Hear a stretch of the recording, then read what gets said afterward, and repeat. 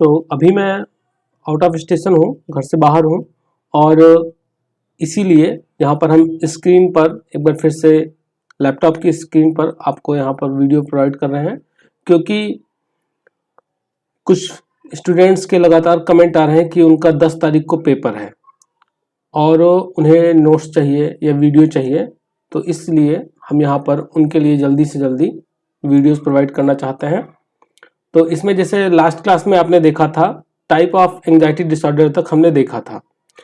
इसके बाद हम कोशिश करेंगे एक दो क्लासेस के बाद फिर से हम वापस स्क्रीन पर आ जाएंगे, जहां बाई फेस मैं आपको पढ़ाऊंगा। तो इसके लिए आप परेशान ना हो, बाई फेस वापस आएंगे, बस एक दो दिन के लिए वीडियोस ऐसे आएंगी, देन वापस हम बाई फेस आकर आपको पढ़ाएंगे।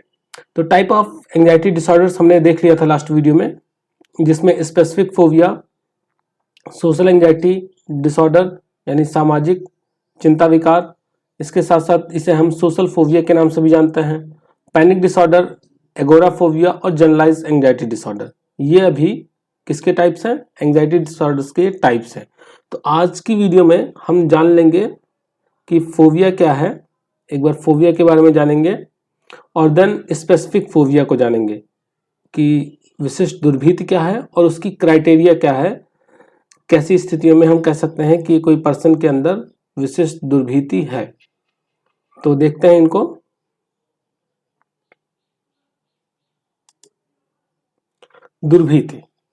दुर्भीति एक बहुत ही सामान्य चिंता विकृति है, नॉर्मल सी डिसऑर्डर है, जिसमें होता क्या है, तो इसमें व्यक्ति को किसी ऐसे विशिष्ट वस्तु या परिस्थिति से सतत एवं असंतुलित मात्रा में डर लगता है। क्या बताया गया? दुर्भीति में कोई पर्सन को किसी भी विशिष्ट वस्तु, वो कोई भी वस्तु हो सकती है या कोई परिस्थिति हो सकती है, उस परिस्थिति या उस वस्तु सतत यानी लगातार और असंतुलित मात्रा में डर उत्पन्न होता है उसके अंदर। लेकिन ये डर जो वास्तविक खतरा है उससे बहुत ही अधिक होता है, या ऐसी वस्तु से वो डरता है या ऐसी स्थिति से डरता है जिसमें डरने वाली कोई बात नहीं है, वो वस्तु या वो स्थिति उसके लिए खतरनाक नहीं है, फिर भी वो उस चीज से अगर डर रहा है तो हम कह सकते हैं कि इस पर्सन को इस वस्तु से या इस परिस्थिति से फोबिया है। जैसे जिस व्यक्ति में छिपकली से दुर्भीति है, अगर मान लें कि कोई व्यक्ति है उसके अंदर छिपकली से दुर्भीति है, तो ऐसा पर्सन क्या बिहेवियर होगा उसका कि अगर कमरे में कॉर्नर में भी कहीं ऊपर छत पे कहीं छिपकली है तो उसके बावजूद वो कमरे में नहीं जाएगा, या मकड़ी है ऊपर छत पे तो भी वो कमरे में नहीं जाएगा, इतना ज़्यादा उसे डर लगेगा। अब अगर आप नॉर्मली सोचे तो ये कोई डरने की बात नहीं है कि एक मकड़ी ऊपर छत पे है, कॉर्नर में चिपकी हुई है और पर्सन डर के वजह से उस कमरे के अंदर ही नहीं जा रहा है। तो अगर ऐसी स्थिति उत्पन्न होती है तो हम कह सकते हैं कि ये पर्सन दुर्भीति या फोबिया से ग्रसित है।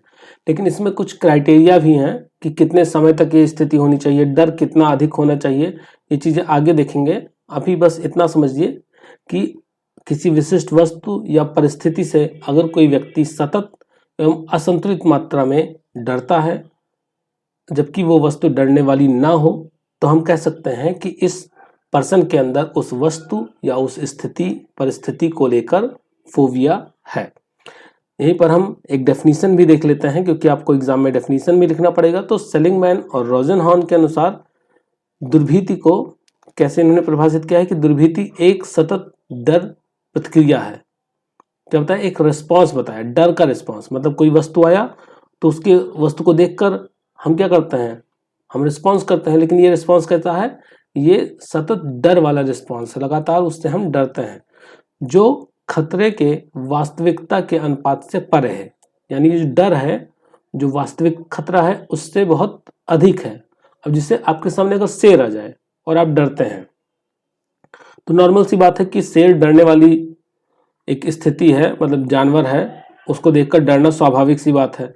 लेकिन अब आपके सामने अगर एक छोटा सा चूहा आ जाए और आप उसको देखकर इतना डर रहे हैं कि आप कांपने लगे, बेहोश होने लगे, तो ये क्या है? फिर हम कह सकते हैं कि इस पर्सन को उस चूहे से या चूहे से फोबिया है।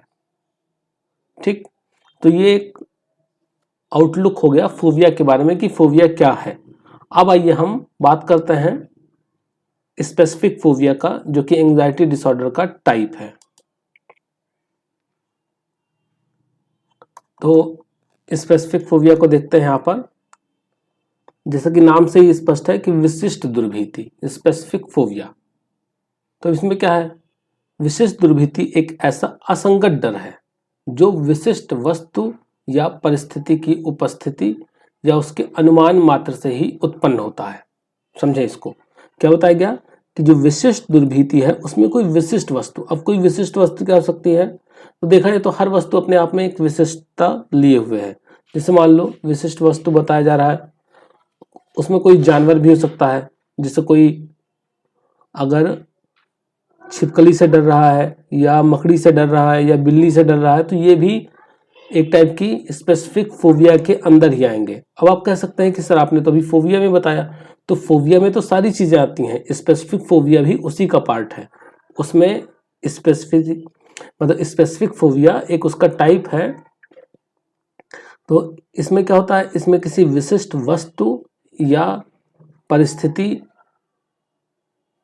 को सोचकर भी, उसका अनुमान लगाने मात्र से भी व्यक्ति के अंदर डर उत्पन्न हो जाता है। जैसे अगर किसी को बोला जाए, अगर किसी के अंदर पानी से हाइड्रोफोबिया, उसको पानी से डर लगता है, तो पानी के बारे में उसको समुद्र की आप कल्पना कराएं कि आप समुद्र में हो, समुद्र में अंदर जा रहे हो, नहा रहे हो, तो इतना सुनने मात्र से ही उसको डर की वजह से एकदम हाथ पैर उसके कांपने लगेंगे, पसीने आने लगेंगे। तो हम कह सकते हैं, अगर ऐसी स्थिति उत्पन्न हो जाती है तो हम कह सकते हैं कि उसके अंदर पानी से रिलेटेड फोबिया है। ठीक, ऐसे ही विशिष्ट फोबिया जैसे बिल्ली से डरना, मकड़ी से डरना, ये भी विशिष्ट फोबिया के भी एग्जाम्पल हैं। अब जो विशिष्ट फोबिया वाले लोग होते हैं, विशिष्ट दुर्भीति वाले लोग, एक दुर्भीतिक उत्तेजना का सामना करते हैं, मतलब उनके अंदर एक अराउजल की स्थिति आ जाती है, और ऐसी स्थिति में जो वो प्रतिक्रिया व्यक्त करते हैं वो एक भय वाली प्रतिक्रिया होती है कि अचानक जैसे चौंक के डर जाना, उस वो वाली स्थिति होती है। और ये दिखता ऐसे है जैसे उनको पैनिक अटैक आया हो। अब पैनिक अटैक क्या है तो उसको हम आगे पढ़ेंगे पैनिक अटैक के बारे में, बट उस टाइम पे वो ऐसे ही लगता है कि जैसे उनको पैनिक अटैक आ गया हो। अब हम कुछ इंपॉर्टेंट दुर्भीति के बारे में जान लेते हैं। जैसे यहाँ पर देखें तो हवा से, अगर कोई हवा से डर लगे, बहुत तेज हवा चलने लगे और उसको डर लगने लगे, तो हम कह सकते हैं कि उसको एरोफोबिया है। अगर कोई जानवरों से डरता है, वो चाहे किसी भी टाइप का जानवर हो, तो हम उसे कह सकते हैं कि इसको जूफोफोबिया है या जूफोबिया है। मधुमक्खी से डरे तो एपीफोबिया। अकेले रहने का डर, बहुत सारे लोग आप देखिए अकेले नहीं रह पाते, अकेले रहते हैं तो उनको बहुत ज़्यादा डर लगने लगता है, तो उसे ऑटोफोबिया कहेंगे। ऐसे ही आप यहाँ पर देख लेंगे। देन हम बात करते हैं क्राइटेरिया की। आपने जान लिया कि फोबिया है क्या, स्पेसिफिक फोबिया क्या है। अब यहाँ पर हम देखेंगे कि क्या क्राइटेरिया है, कौन कौन से क्राइटेरिया हैं। अगर वो क्राइटेरिया फुलफिल हो रहे हैं तभी हम कहेंगे कि ये पर्सन जो है वो उसके अंदर स्पेसिफिक फोबिया है। तो क्राइटेरिया की बात करें तो पहली क्राइटेरिया है कि किसी विशिष्ट वस्तु या स्थिति के बारे में चिन्हित भय या चिंता, जैसे ऊंचाई, जानवर, ऊंचाई या जानवर देखने से या खून देखने से उत्पन्न होती है, तो हम उसे स्पेसिफिक फोबिया में रखेंगे। क्या बताया गया कि कोई भी विशिष्ट वस्तु है या स्थिति है, उसको चिन्हित, अनुमान या चिन्ह मात्र से ही अगर डर उत्पन्न हो रहा है। दूसरी क्राइटेरिया क्या है कि दुर्भीति उत्पन्न करने वाली वस्तु या स्थिति लगभग हमेशा तत्काल भय उत्पन्न करे। जैसे अगर दुर्भीति मतलब वो वस्तु सामने आ जाए, जैसे मान लीजिए कोई पर्सन है वो कुत्ते से डर रहा है, और अगर कुत्ता सामने आ गया तो तुरंत उसको बहुत ही ज़्यादा डर लगने लगेगा, इतना ज़्यादा कि हाथ पैर कांपने लगे, ऐसी डर की स्थिति। तीसरी क्राइटेरिया क्या है, दुर्भीति उत्पन्न करने वाली वस्तु या स्थिति को भय या चिंता के साथ सक्रिय रूप से उससे बचने या टालने का प्रयास करता है। मतलब जो पर्सन है अगर उसके सामने मान लीजिए कुत्ते से डरता है, कुत्ते से रिलेटेड फोबिया उसको साइनोफोबिया है, तो अब वो कुत्ता अगर सामने आएगा तो वो उससे बचने की कोशिश करेगा, किसी भी कंडीशन में उससे बचने की कोशिश अगर कर रहा है, अगर बच नहीं भी रहा है, उसका सामना कर रहा है तो बहुत ज़्यादा एंग्जाइटी के साथ उसका सामना कर रहा है, बहुत ज़्यादा डर और चिंता के साथ उसका सामना कर रहा है। ऐसी स्थिति अगर उत्पन्न हो रही तब हम कहेंगे कि उसके अंदर फोबिया है। अब मान लीजिए कुत्ता अगर थोड़ा सा खतरनाक है, वो भौंक रहा है और एक पर्सन जा रहा है, वो देख के उसको डर रहा है, हल्का फुल्का डर रहा है, तब हम उसको नहीं कह सकते कि उससे फोबिया है, जब वो डर की जो मात्रा है वो बहुत ही अधिक हो। सबसे इम्पोर्टेंट टर्म या क्राइटेरिया, इसमें जो डर है, चिंता है या अवॉइडेंस है, उसका जो ड्यूरेशन है वो कम से कम 6 महीने या उससे भी अधिक समय तक बना रहे, लगातार वो इन चीज़ों से प्रभावित होता रहे, तब हम कह सकते हैं कि फोबिया है इसको। ऐसा नहीं कि उसको 2 मिनट के लिए हुआ कि डर गया किसी वजह से तो हम कह दें कि इसको फोबिया है, ऐसी चीज़ें नहीं। देन दुर्भीति में उत्पन्न डर, चिंता और परिहार के कारण, मतलब अवॉइडेंस के कारण, उसको अवॉइड करने के वजह से उसके अंदर तनाव की स्थिति बन जाए और जिसकी वजह से फिर उसका जो सोशल लाइफ है, जो उसका ऑक्यूपेशनल लाइफ है, जहाँ पे वो वर्क करता है, उसमें उसका एडजस्टमेंट प्रभावित होने लगे, वो सही से वहाँ पर एडजस्ट ही ना कर पाए, तो ऐसी कंडीशन में भी हम उसको कहेंगे कि इसके अंदर स्पेसिफिक फोबिया है। तो इस वीडियो में इतना ही। नेक्स्ट वीडियो में हम बात करेंगे सोशल एंजाइटी डिसऑर्डर के। तो मिलते हैं नेक्स्ट वीडियो में, तब तक के लिए धन्यवाद।